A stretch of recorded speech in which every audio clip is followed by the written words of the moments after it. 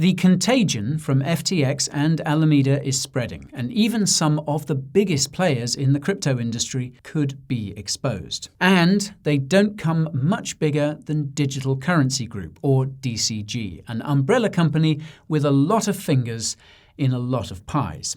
Some of those fingers could be about to get badly burned, and some of those pies may be about to get spoiled. The concerns around all this are a big part of why crypto prices are heading south today too. So, for those unfamiliar, DCG is a crypto behemoth. It's invested in a number of companies, and that portfolio includes some of the most well-known names in the industry, including BitGo, Blockstream, Chainalysis, Circle, Coinbase, Coindesk, Dapper Labs, Dune Analytics, Etherscan, eToro, Fireblocks, and FTX. And that's before we get to G in the alphabet, which is where things get really spicy. More on that in a moment. In short, DCG is a big, big deal, and its CEO, Barry Silbert, is one of the most powerful and elusive people in the industry. Which brings us to those Gs. Now, among its several subsidiaries, DCG counts both Genesis Trading and Grayscale, not exactly small fry themselves. Now, Genesis is a prime broker. That is, a deal that offers custody of crypto assets, over-the-counter or OTC trading, that's the sort of buying and selling of crypto assets not available to us mere mortals, and it also extends credit to its clients for good measure. Think of it as sort of a crypto investment bank. Now, if you're unfamiliar with Genesis, that's most likely because, well, it caters for big institutional clients and not peasants like us. Go, bringing class into it again. Sorry. Now, prime brokers make markets in OTC deals in which the assets being sought are sometimes not listed on exchanges. That means that they'll act as an intermediary in an OTC deal. They make the market. However, sometimes they find themselves in a position where they can't find a counterparty for a trade, but they are still obligated to take the risk of a trade until a counterparty can be found. This is called an odd lot, and it's one of the risks that middlemen like Genesis face. The upside is, of course, that market making and brokerage can be incredibly profitable, especially when you're doing it for rich institutions. If you want a more detailed rundown of what prime brokers like Genesis do, then this tweet thread by Ahluwalia is incredibly helpful. Link below. Now, Genesis is also one of the largest lenders and borrowers in the crypto market. And this is where it faces some of its biggest risks, including that of a mismatch in the duration of its assets and/or liabilities. For example, as in the tweet thread I just mentioned, there's the example of loaning crypto out to funds for longer terms, i.e. long duration. However, they borrow funds from retail users at shorter duration and redemption through, for example, Gemini Earn. When retail rushes to withdraw from these products, they put the broker in a bind as they need to call back their loans early, which costs money. On top of this, as a prime broker, you have counterparty risk in case any of your institutional borrowers don't repay.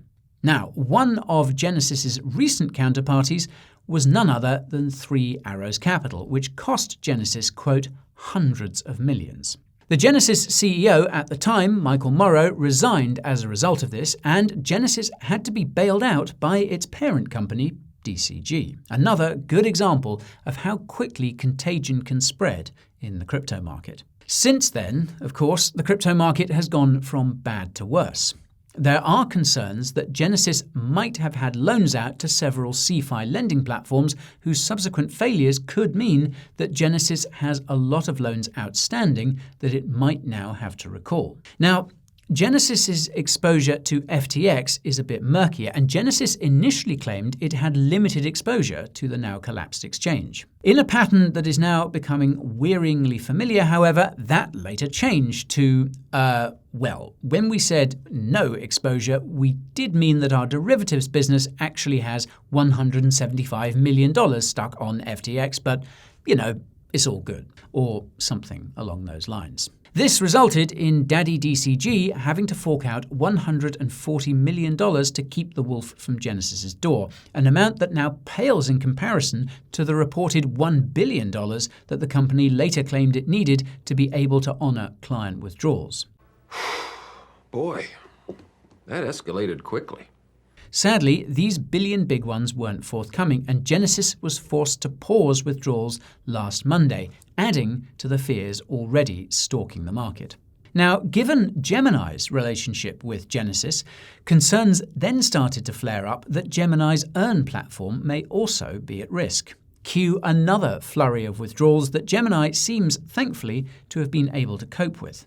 If an exchange that has been among the most compliant in the industry had been shown to be insolvent, perhaps all hope could have been lost. So, will DCG look to salvage Genesis or let it go under? Can Genesis secure funding from elsewhere? Or will it go bankrupt? Or perhaps get sold to some well-capitalized prime broker in the TradFi space?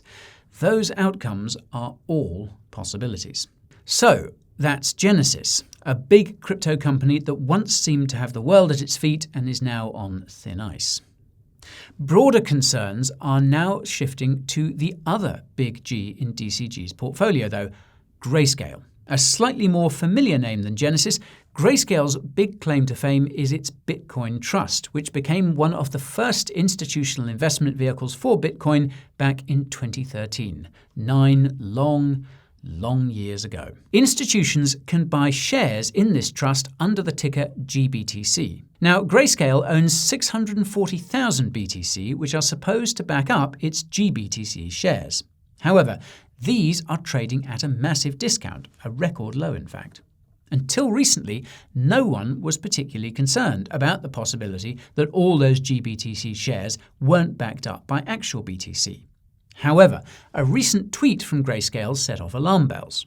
Quote, "Due to security concerns, we do not make such on-chain wallet information and confirmation information publicly available through a cryptographic proof of reserve or other advanced cryptographic accounting procedure." Translation: no, we won't show proof of reserves because someone may try to steal those reserves if we do.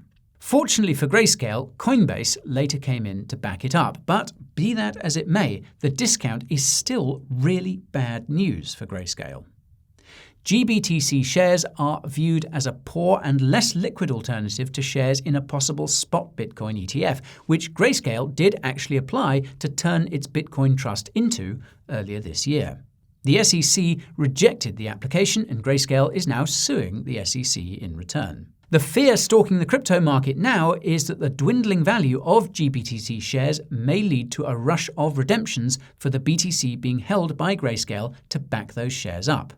If that BTC is unlocked, there's a good chance a lot of it will hit the market, adding further selling pressure and pushing prices down even more. It appears that the red lines all over the crypto charts today are largely as a result of these concerns. Now, this is yet another one of those eventualities that would have seemed nigh on impossible just a few weeks ago and is now looking a little too possible for comfort. That's not to say it will happen by any means, but the mere fact that we're talking about it shows just how far confidence in crypto has sunk since we all learned just what a degenerate SBF actually is. The rumours doing the rounds now are that DCG is trying to raise an emergency $1 billion to keep Genesis, Grayscale, and possibly even DCG itself afloat. Funnily enough, no one seems willing to pony up the cash, though I should add that these are just rumours at this stage. One cause for concern, however, stems from Barry Silbert himself, who has contented himself with a few retweets of late and hasn't tweeted anything directly since the 6th of November. I've got to say it, Barry, but if ever there was a time to come out and lead from the front, this might very well be it. Now, rumours are rumours, but as we've seen in recent weeks, they can become serious issues themselves if they dent people's confidence in the markets.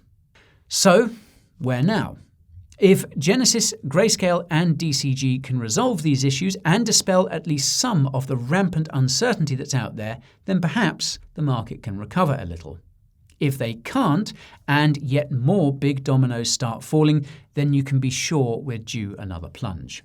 Add in forced selling, liquidations, and potentially miners going under as the weather gets colder, well then, we still have a lot further to fall.